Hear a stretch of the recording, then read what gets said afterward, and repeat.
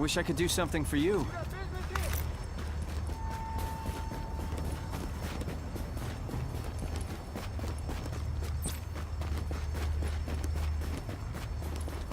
You're gonna die, bitch!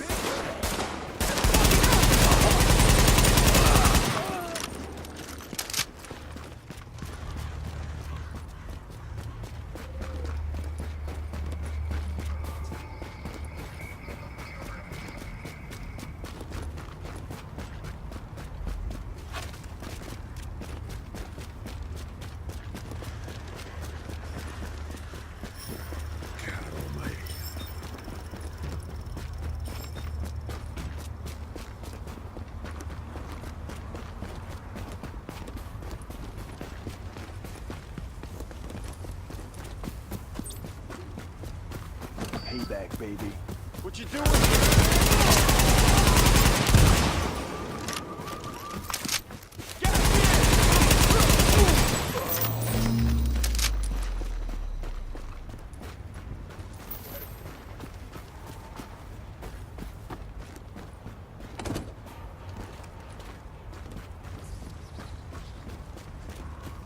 We can't stop now. Listen to me. We just can't. Hey, some nasty-looking characters just came through here. Ain't nothing left.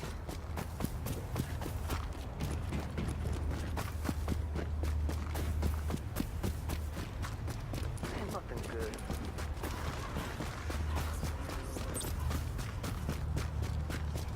I wonder what green poison has been trying. I don't know. Maybe it was the Russians. Payback, baby.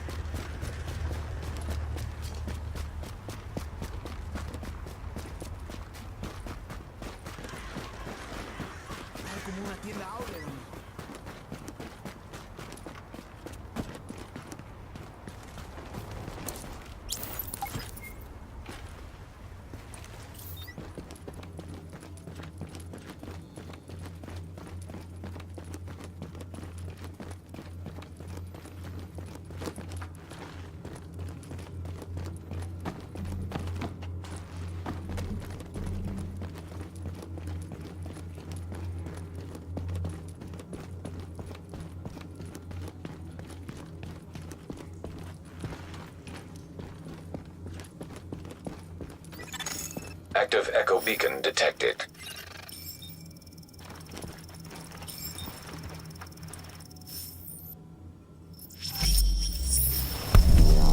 Here I am, Aaron Keener, the First Wave's prodigal son. Normally I'd do this face-to-face, but I'm not 100% sure which way you'll jump. You act one way when Ms. Lau is watching, and another way entirely when you're off the leash. That's an interesting contradiction. You see, I think that deep down, you get it. You know, the old rules, laws, governments, those things died on Black Friday. But the feral PMCs, the convicts, the ones smart enough and good enough to take what they need, they'll survive. Me? I'm gonna prosper. Oh, you could too, but you took an oath, right? You got a duty. Those are both ways of saying that your conscience is fucking you. You ask yourself, who has earned a right to tell you what to do? Do you know how many agents died to hold the Dark Zone just for the brass to give up and put a wall around it? You don't believe me? You should check the place out for yourself. But the people you're working for, they're irrelevant now. Amherst changed how the game is played, and I have got the vision to win. I got Chernenko, I got a DNA printer, and a very interesting recipe book. I'm gonna write my own rules. You should think about getting in on this thing. I'll be seeing you.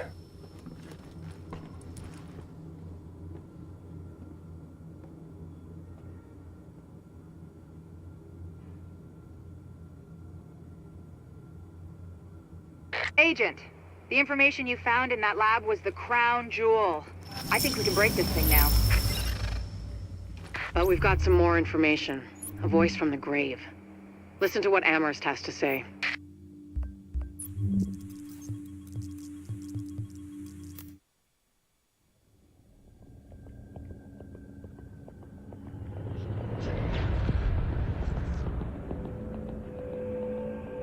What you're looking at is the small...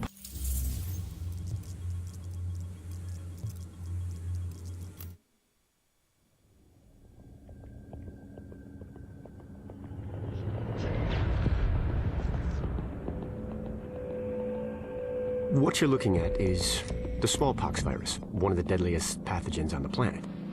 For centuries, it did a wonderful job of helping keep the human population in check. But times change, and sometimes Mother Nature needs a hand in improving her creations. Like, say, speeding them up a little bit, making them contagious when they should be quietly incubating in a host, or making them more lethal.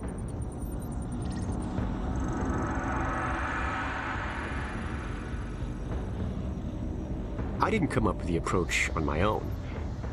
My friend Vitaly is one of the pioneers in the field, and the idea has been around for years.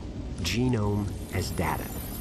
You see, once we digitized DNA, we made it infinitely mutable. We could do 1,000 virtual variations in the time it used to take to grow a one-lab-grade generation of pathogens. And we could pick the best, most lethal combinations and make them real. That's how you make a killer virus, you see. Mix in genetic code from other diseases, and you move the sliders all the way up on lethality and virulence. The goal was a 90% mortality rate. I'm not sure my green poison is going to quite hit that, but honestly, that's just details. As long as most of humanity goes, the Earth stands a fighting chance. Technically, technology is what's killing the planet. But that's not really the case. It's the greed that drives the technology. But a funny thing happened on the way to $100 genome maps and 3D printed plastic toys. Someone figured out those technologies could be repurposed, modified for the greater good. Me. Now, my virus is going to do what nature's always done. Decide who lives and who dies. And if nature decides I die, then I die. If nothing else, I'll have a lot of company. Natural selection at its finest, helped along by a little unnatural genetic manipulation. It's all data, really. Life's just a method of processing it. The same way I processed the smallpox genome on my laptop. And who's to say that wasn't the plan all along? If, by some miracle, you survive green poison, then nature's decided you deserve to live. The rest of us shouldn't and won't. Godspeed. I'll see you in hell.